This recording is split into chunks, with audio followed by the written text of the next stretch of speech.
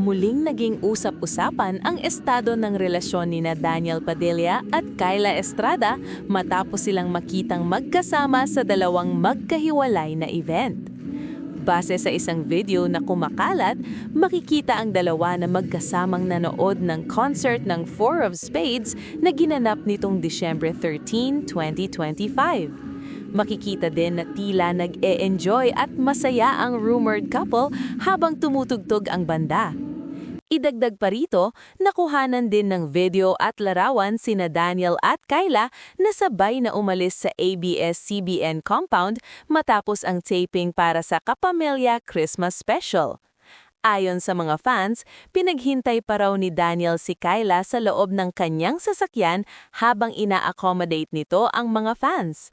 Ang sunod-sunod na paglabas ng mga larawan at video ng dalawa ay lalong nagpapaigting sa espekulasyon na may namamagitan sa kanila. Sa tingin ninyo, handa na kaya silang umamin sa publiko bago matapos ang taon? O mas gusto nilang manatiling low-key muna ang kanilang relasyon? I-comment na ang inyong saloobin. At huwag kalimutang mag-subscribe sa ating channel para updated kayo sa lahat ng showbiz balita at chika at iba pa.